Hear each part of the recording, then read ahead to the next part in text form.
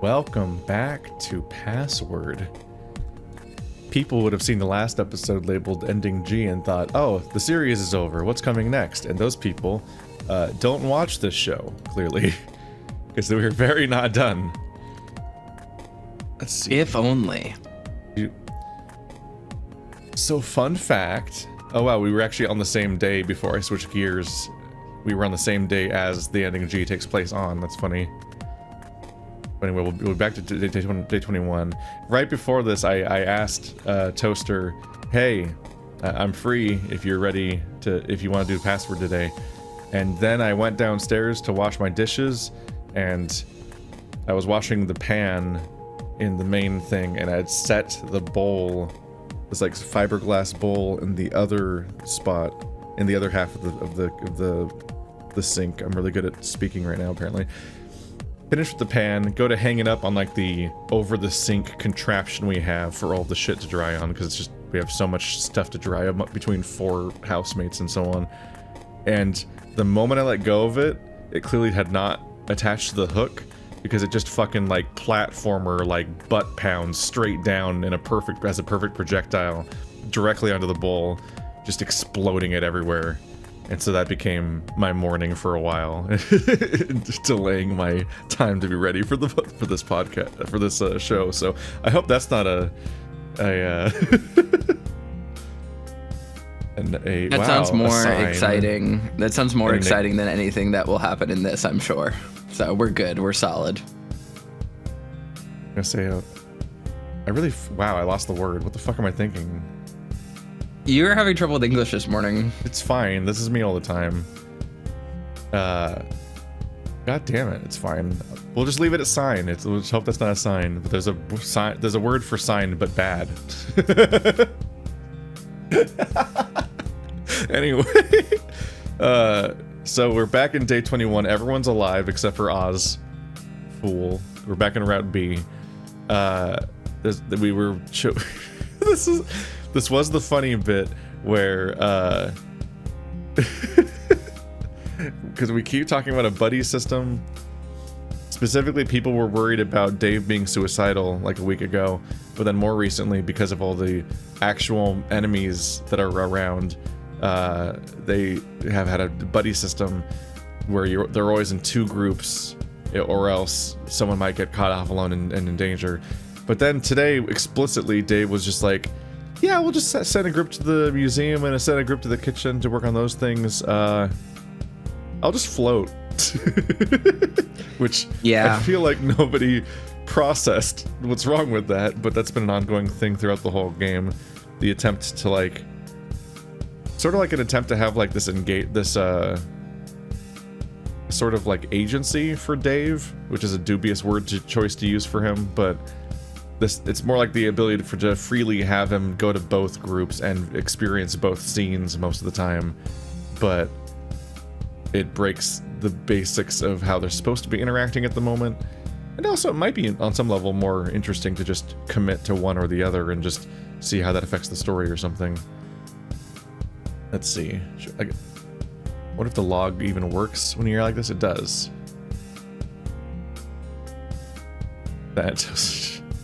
Right, Thanatos was like, you were in danger the moment you showed up on the mountain, which is a goofy line to say given the everything. How long is this log? Oh my god. It's an impressively long log. Anyway, let's go to the museum group. When I got to the museum, all 3 of them seemed to be standing in front of the suit of armor. No progress seemed to have been made. Guys? Oh, hey Dave.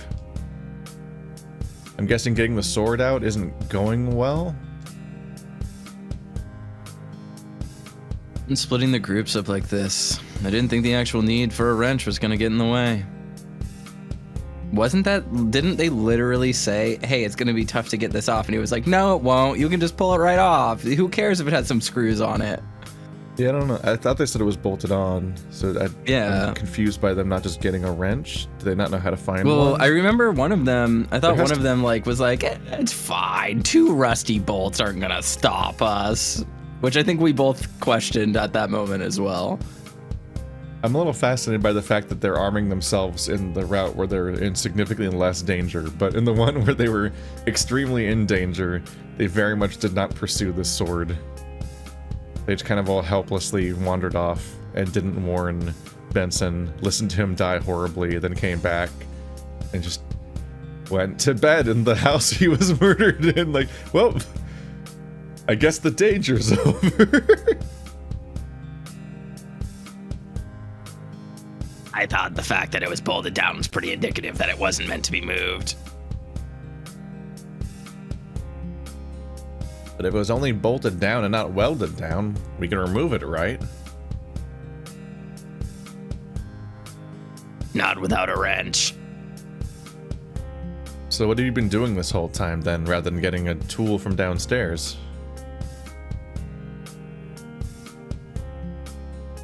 Just talking. About? Nothing important, really. Hoss and I were talking about family. Or trying to. What? Tyson kept chiming in about his brother. Was not. Hoss, what was the last thing Tyson said about Dave? Hoss. Tyson. Sal? Dave. Anyway?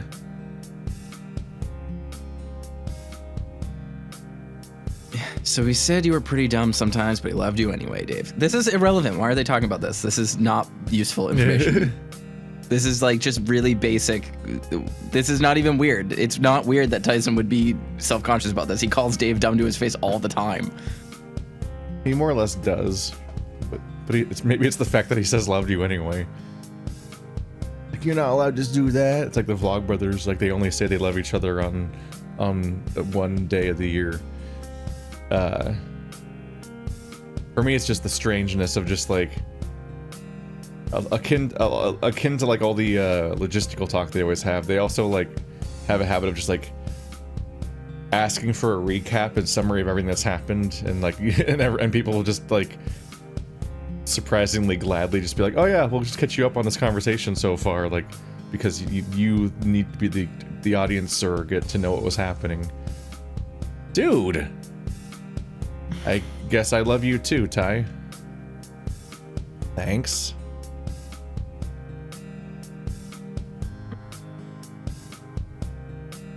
You two are very strange, but I suppose that's just what brothers are like. Grimacing slightly, I looked at the sword we were all standing around, thinking about the time we got back to getting this free. So we don't have a tool to get this out. What should we do? Go and get one, maybe? Yeah. Yeah. Probably that. Admittedly, I'm just happy to linger for the time being.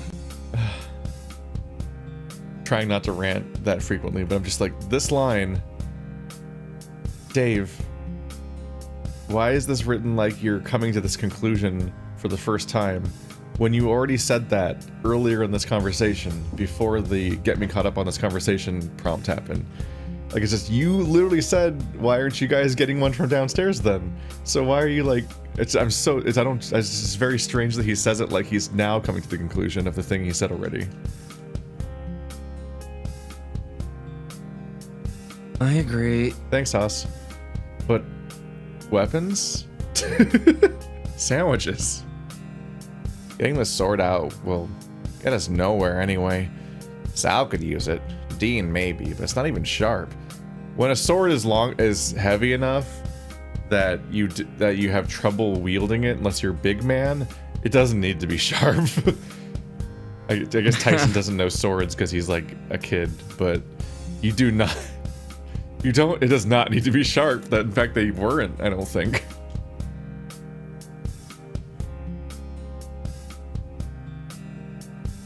Plus, you don't bring a knife to a gunfight. What is a sword if not just a bigger knife?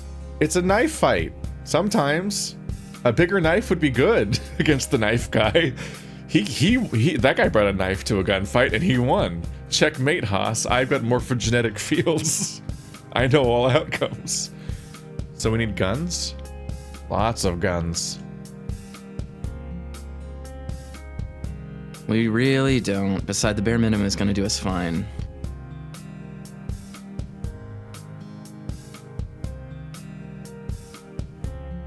I don't think that most of us have even fired a gun before. There is every chance that we'd be doing more damage to ourselves than those we might protect ourselves against. Okay. Well, you have time to prepare. So, in fact, did one of you already do target practice? I don't remember who. I can't. It was off screen, so it's hard to remember. But is it better to have one than not in this case?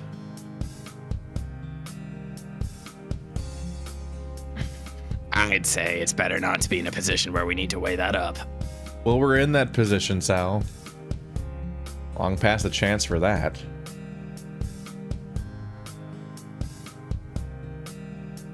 I'm afraid I agree, but a knife isn't going to do much better, huh? Not if you're going to wait for them to come to us. It's not like any one of us is planning on heading out to see them first, right?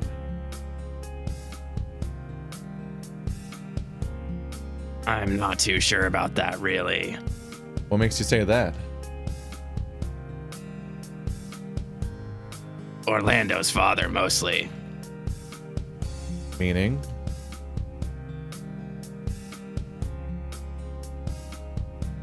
I can foresee a problematic situation where Orlando may try and bargain for our lives and get himself in trouble.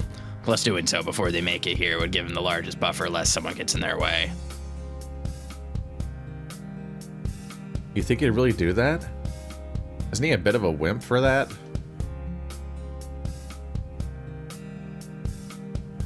Hey, everyone's scared sometime, Tyson. Just depends on what and when.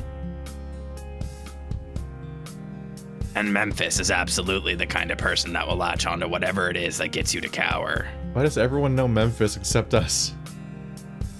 What does Memphis fear?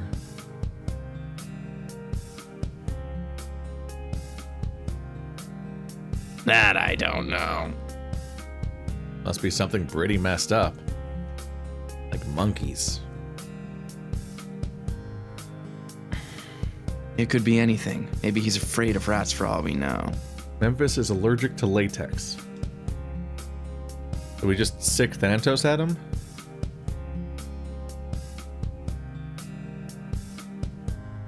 Would we be so lucky that it's something easy? I doubt it, though. Maybe he doesn't like anime. Listen, he's evil already. Not liking anime is just a given. But isn't his family from... I want you to know, Haas. I want you to know, Haas, that Osama bin Laden had like literally a terabyte of anime in his little hovel that he hid in. I want you to know that Elon Musk loves anime, Haas. So just like think about that for 2 fucking seconds, you absolute moron, and get an actual personality, please. I was this close to blowing past it. Like, couldn't run. We're gonna escape the anime. Oh. You heard it all here, folks. I don't know if this joke works out. I was gonna be like, Elon Musk is literally bin Laden, and I'm like, well, in some ways he's worse, isn't he? Well, this isn't his Isn't his family from, you know, Japan? Isn't that racist? Wait, Orlando's from Japan? Is that what we're learning now? He's Japanese? We're learning that I guess they're supposed to be like Eastern dragons. Okay. The Eastern Dragon Mafia. Gotcha. Yeah. Mafia. Okay. That's the word you use. Yeah. So it's more like, it's not the Dragon Mob, it's the Dragon Yakuza, I guess. Which, based on playing the documentary series based of the same name, suddenly it makes more sense why they're all quirky OCs that just wander around and act funny. famous main character of the Yakuza series, Memphis Kiryu. Yeah. Anyway, this is stupid. I hate this. Being Japanese isn't racist. Not liking anime is Also a goofy ass comparison because Kiryu is a Yakuza character. He's in the Yakuza for approximately 5 minutes of the entire franchise.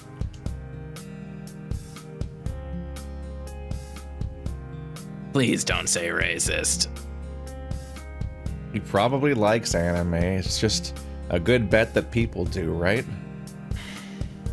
What? Is it a good bet that people like anime?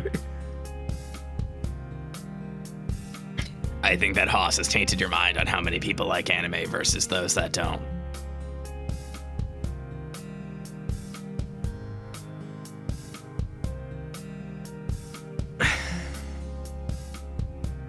Sal, even you like anime. Big, strong guy like you that lifts weights and has a deep voice isn't what most people imagine when liking anime. I really don't know about that. Yeah, I don't.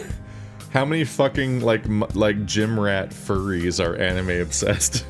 I'm not even talking about furries. And artists. Just go into a gym and yell. Person a lot of times. Literally go to a gym and be like, anyone here like Dragon Ball Z? Literally every one of those meatheads is gonna be like, Goku is my guiding light. Like the anime is super fucking mainstream. The combination of like furry art and anime that has inspired people to want to be bodybuilders and so on in the first place. Like you see it somewhere first. You don't just spontaneously decide to become shaped like a thing that you never see in real life. It's such a monkey paw curl moment though, where it's like we actually in some way are getting the most detailed conversation about anime so far in this game that isn't just saying anime, but it's in the fake furry racism conversation, which is also like, I don't know if we should get here actually. What do they imagine?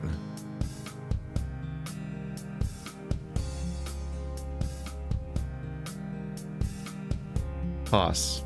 Mostly Haas. That's optimistic. They imagine Roswell. Yeah. Haas is, as I understand it, hot.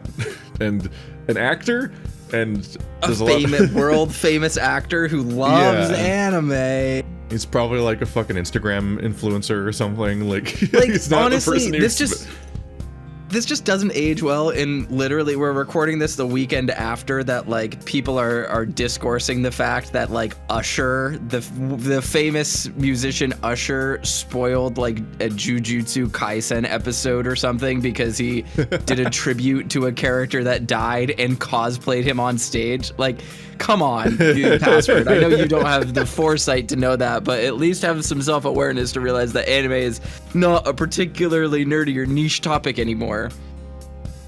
It's a bit akin to the gamer nerds that still act like it's this like shameful secret that they have and that everyone's going to judge them or someone and then they reflexively then have to like the other side of the coin is the way that they will then reflexively like gatekeep it because they're mad that people are normal about it and just like video games and so on. But like most nerd things are just extremely popular now. The Marvel universe happened. It's over. It's fine. Yeah. There's two popular things now. It's Marvel and cop shows. Those are like 90% of media. Yeah. I think that the mainstreamification of things has led to a very large decline in their overall quality. But I also don't deny that the mainstreamification of things has happened. Like, it has just happened. Like, these things just exist. Yeah. Fortnite is the biggest game on the planet. Like, and its entire appeal is spamming IP characters from seemingly niche things at you. From nerdy which things, are there specifically because people will, in fact, buy them. Yes, exactly. Star Wars is fucking massive. Like, the biggest movies in the world are fucking Marvel movies. Like, this is not weird. Haas. Mostly Haas. Pretty much. No. I believe Dave meant it another way. Oh, yeah? Yeah, it's It's cringe. Very cringe. You're cringe, Haas. Rude. He's right, though. Dude, you're almost as bad. I'm not.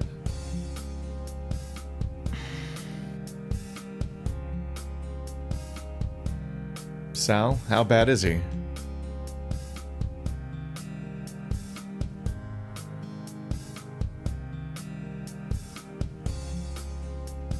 I don't think I know for certain, but I know it's a slippery slope from what I've heard from Orlando.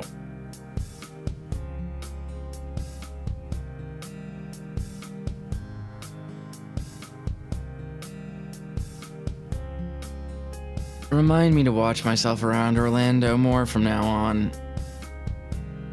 What's a slippery slope? Becoming cringe from watching anime? Is that what they're talking about? Hang on a minute. What are they talking about?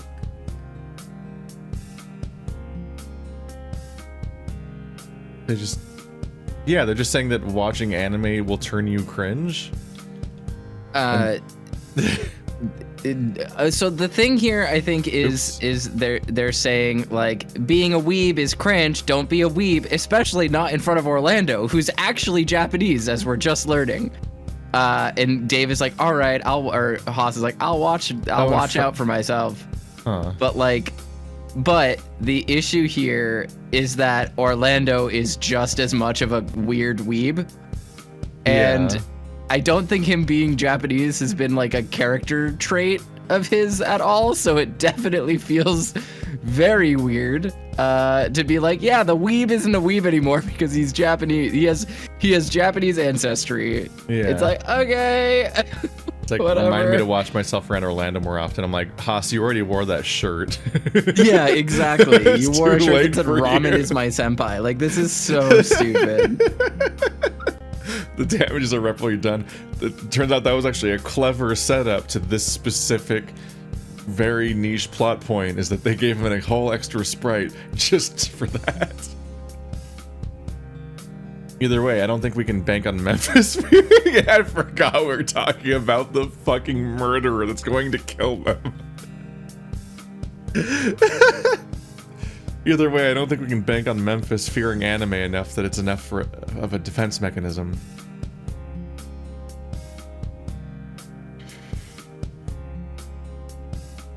Which means we need something a bit more reliable.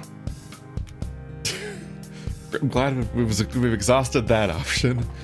Yeah, well, unless you've got an arsenal somewhere you haven't told us about, we still have to find something.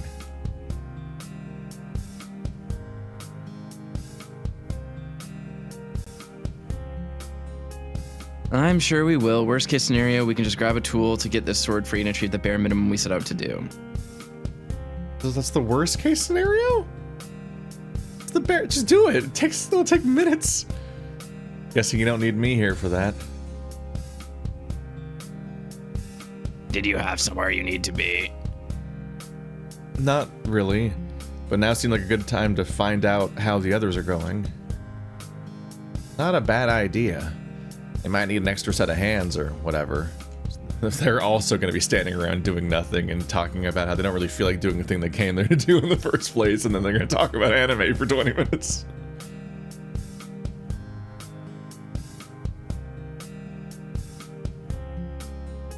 I'm not too worried yet about the food situation, but knowing that we're at the point of double checking what we have is a little nerve-wracking.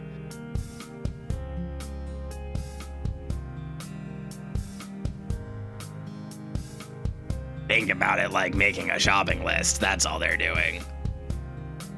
A bunch of lazy people not wanting to go to the store anyway.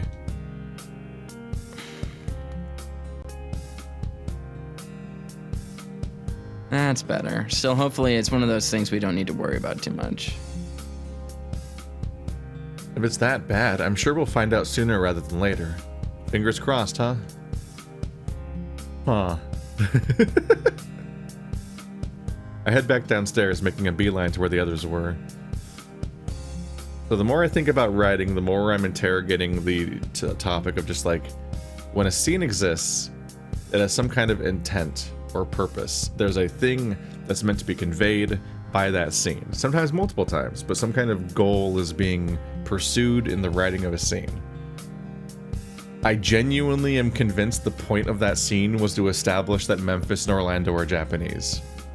Yeah, And that's all. that's it. All it was Like, was to be that's- like, you want to know what would be funny if we said that Haas was cringe? You're cringe, Haas. Anyway, Orlando and Memphis are Japanese. Bye. Yeah, like it amounted didn't to really learn- we came here to help them get the sword, but we didn't help them get the sword, and they're not even trying to get the sword really.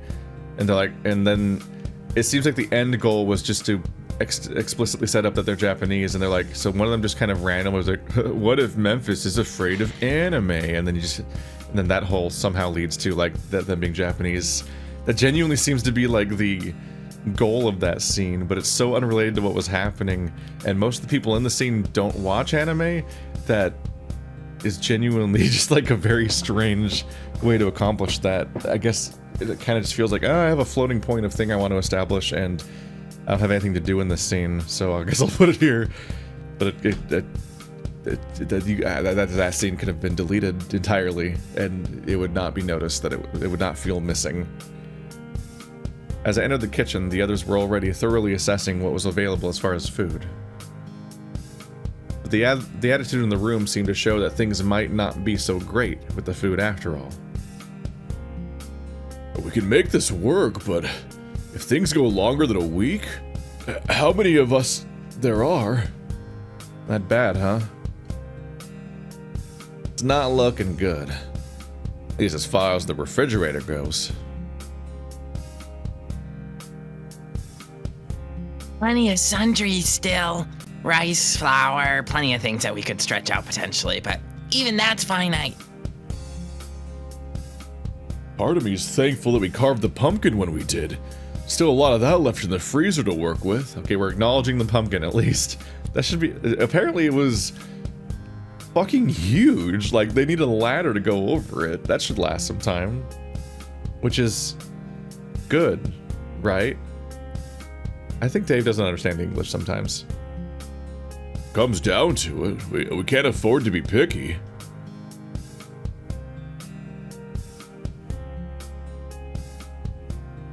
Depending on when the road issue gets addressed, even beyond working with whatever may come at us from the woods, we might have to last a couple weeks yet. Which isn't good. I said that, right?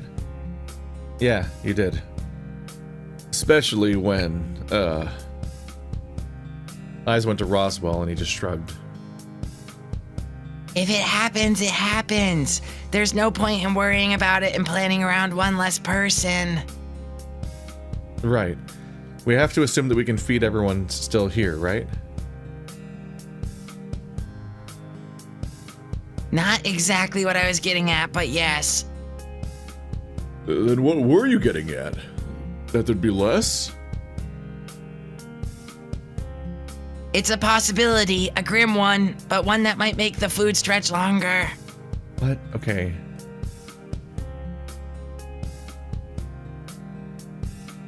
What? What do you mean not what you're getting at? I'm so confused. They were tiptoeing around the idea that Roswell's going to die soon, and they might not need to feed him.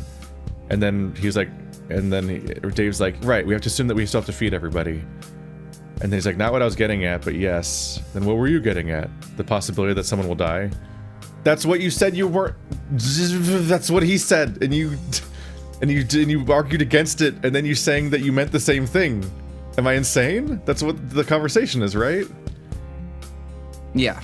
Like, some of these conversations feel like they're written with only the last two lines visible, and I guess I've already made the Memento joke, where it feels like they're literally forgetting mid-conversation what they were talking about, and they just kind of are improvising. That's, well, as long as we don't start deciding who to kill off, we're fine, right? We're all still friends? This is a weird way to talk to your friends, Dave.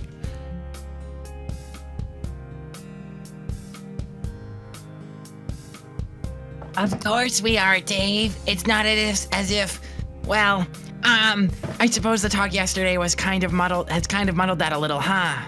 What? What talk? Muddled that they're friends. I don't remember it being disputed that they're friends, except by us all the time. But I don't think they've disputed that, so once again don't know what you mean. You're gonna take the rat's word that one of us is a traitor? That, okay. I thought he said that no one was. Dean, for someone that was dating a Tanuki, you sure can't piece 2 and 2 together. What does that mean? You dated a Tanuki? I hate the lore of this game. I think it's so dumb. I don't like any of it. That Tanuki and dragons are real?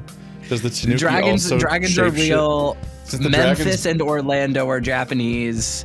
Dean was dating a Tanuki, and this somehow involves this somehow is saying dragons something breathe about him. Fire. Jo crystals are real, and so Tanukis, do they transform?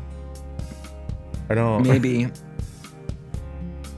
For someone that was dating a Tanuki, you can't piece 2 and 2 together. Probably why the Tanuki was dating him. He's very dumb. Very easy to get your way with. I'm sorry. He means that Thanatos. Oh, go We on. weren't supposed to tell Dean that he was a Tanuki. He never realized. He means that Thanatos really meant that it was one of us. He was taunting us in our assuredness that none of us were guilty. This is, again, not going to land for me because I do not for even half a second believe any of these characters are even smart or capable enough to be the bad guy. There's not even a single moment in this game where I think any of them are capable of doing any of this. They like very occasionally gesture back at the idea, but it would be so like not really set up that it'd be a very frustrating conclusion to even land on. But also it does seem like probably all of them can die anyway, unless that's part of their plan. Ooh. Which one is it though?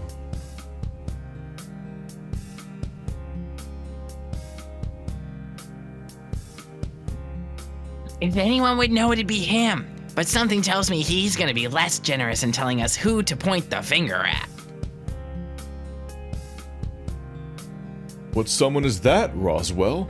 That he openly admitted to trying to kill one of us, or that he's a walking, talking rat?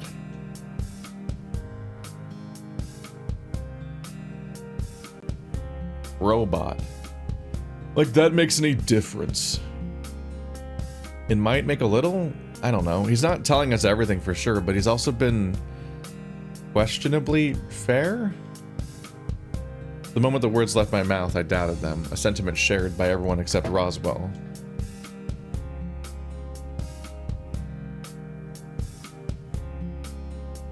In a sense, that's true. If he was truly malicious, then he wouldn't have allowed you to put in passwords, right? But the trade-off is that if Dave doesn't step in, then one or more of us could be dead. It'd be his fault. Very funny, because he exploded all of them in the other timeline. Fully under the assumption that Thanatos basically did that. Or at least the fact that he wouldn't warn anyone functionally means he did it. Take Tyson, for example. Who knows what would be different if you hadn't stepped in, Dave? I'd rather not think about it. Right, but the fact that he allowed you to intervene rather than carrying out the deed anyway. He shrugged, shaking his head. Whatever his motives are, they're beyond me. I'm fucking dumb. They sound complicated. Complicated's one way of putting it. That doesn't help us figure out if we can or can't trust him, does it? I wouldn't.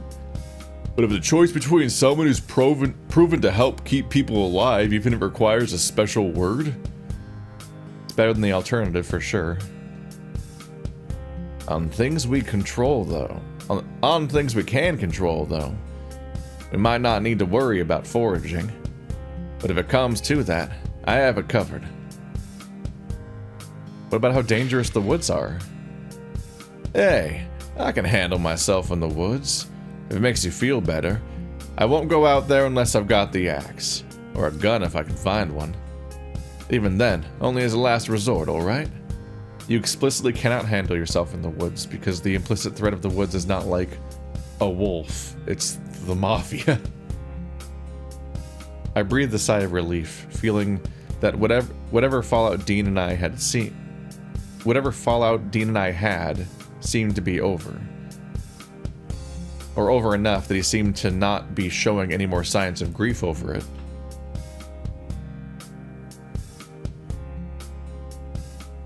As far as it being an option, it's good to know that we have one should the food run low. Absolutely. We're a long ways off of that. But it's nice to know it's here. So if food is handled, what now?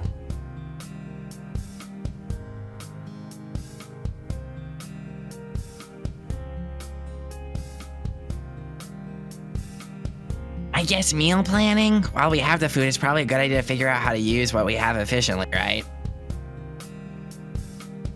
Probably a good idea.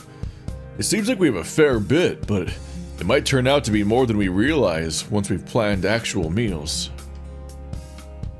Any way I can help with that at all?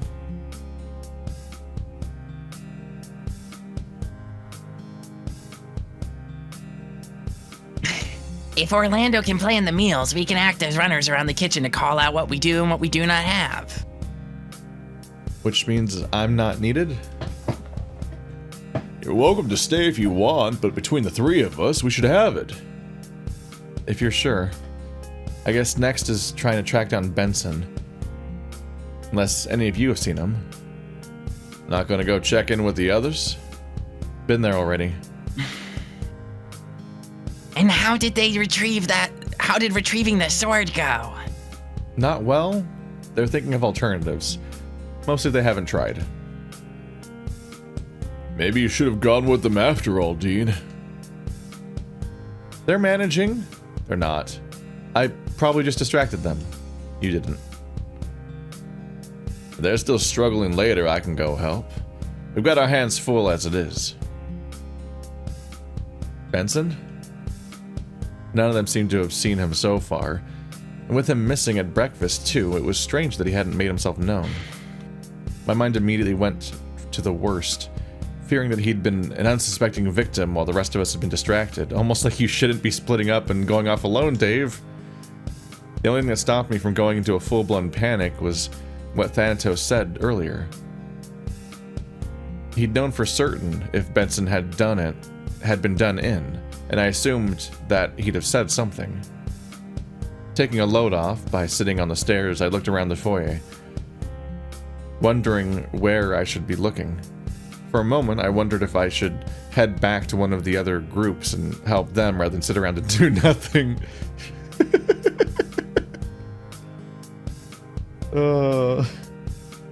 I'll go track down Benson. Walks outside, sits down. Maybe I should do something instead of doing nothing. Immediate thought process. That's when I heard it, echoing through the foyer. The distant sound of knocking coming from behind the front door. Oh? Is it time? My fur stood on end, and I wasn't sure how to think at first. Knocking could only mean one thing. Should I answer the door? The knocking happened again, and this time was more insistent. Enough so that I stood, took a couple of steps closer to the door. If it was Benson, he'd just walk in. Same with Oswin or any of the others. Same with Oswin, who is alive, apparently. Whoops! Who's there? Who's there? Is more the tone. The moment I'd spoken, I drew back, feeling like I shouldn't have asked. We know who this is.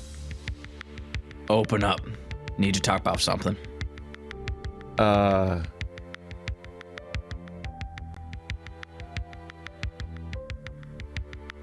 this is my voice. I forgot that I voiced Thanatos. Open it. I almost jumped as Thanatos seemed to come out of nowhere, standing next to me. Then, as usual, he scrambled up my leg and perched on my shoulder. Who is it? It's safe. Open it. That's literally the opposite of what you said in the other route, but okay. I don't know if he said it specifically. I think he just said cover your ears because he just knew in that timeline that Benson's about to shoot him. I just mean I thought that he explained that Dom was, or that what we were under the impression was that Dom was the variable that could have been any. He's so wild we can't say anything about him because it will bias the results and cause irreparable danger or massive differences. But here he's just like, nah, it's safe. You can do it. It's fine. It's whatever. I'm not sure. Like, I'm not sure because there's too much text. Because Dom's the only character we met in that route. We didn't meet Memphis. We only met Dom. Yeah, I don't. So the issue is that this so it's always hard because we like half remember something. You're like but like I feel like they still talked about a wild card after Dom died, and I was like, that wasn't them. Dom's just some guy that shows up and dies, and we're still waiting for the wild card. But I don't know for sure. But I don't remember like I had that thought. But the struggle of remembering so many timelines. Before I could question him about it, the knocking happened again, although it was closer to slamming rather than anything polite. I could hear the others starting to approach the foyer, but with Thanatos whipping at the back of my head with his tail, I opened the door.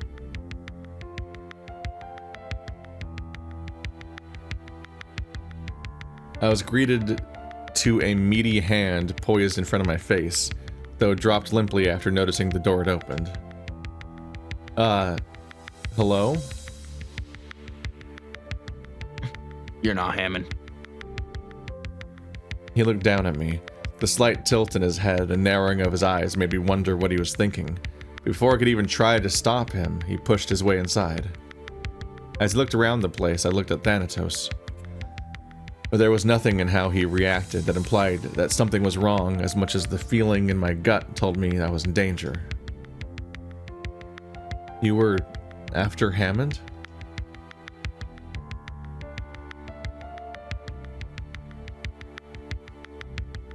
Yeah. Need to talk to them about something. Go get one, will ya? Go get one. One of the Hammonds. It's a funny way to put it.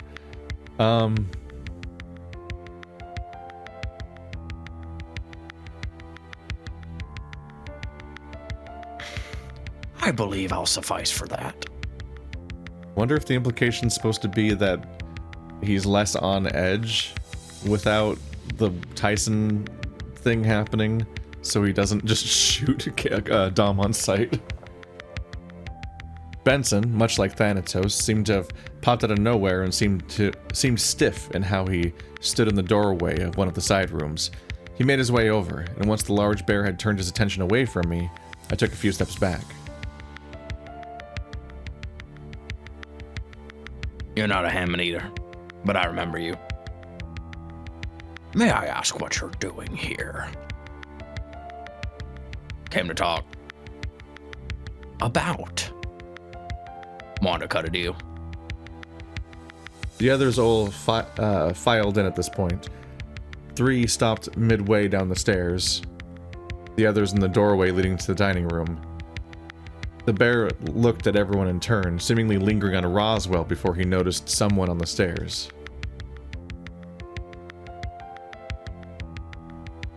Hoss, that you?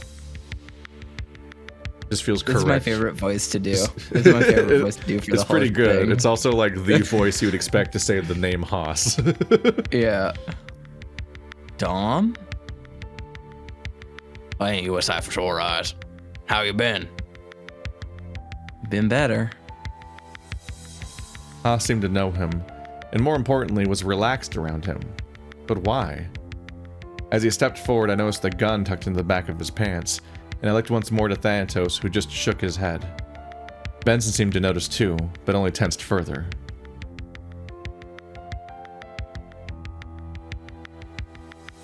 No shit. Before we get too distracted, Dominic, was it? Just Dom, fine. The foyer is hardly a comfortable place to be having a lengthy discussion. Shall we move to the dining room? Sure. That's fine. Wait! All eyes were on me now, and slowly I raised a hand to point out the gun Dom had tucked away. Gun! Sandwiches. Sandwiches. What about it?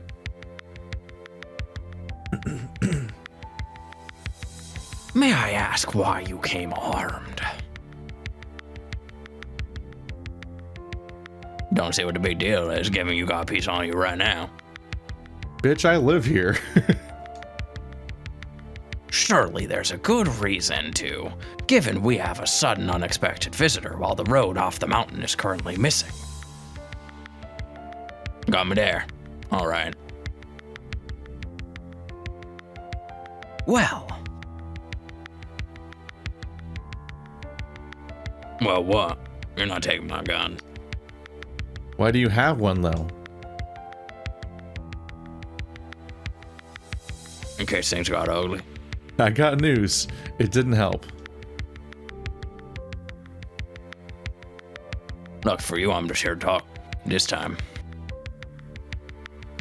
Dom led the way into the dining room with Dean, Roswell, and Orlando backing off to let him pass. He pulled out a chair and dropped into it, stretching and leaning back while the rest of us tried to figure out what to do.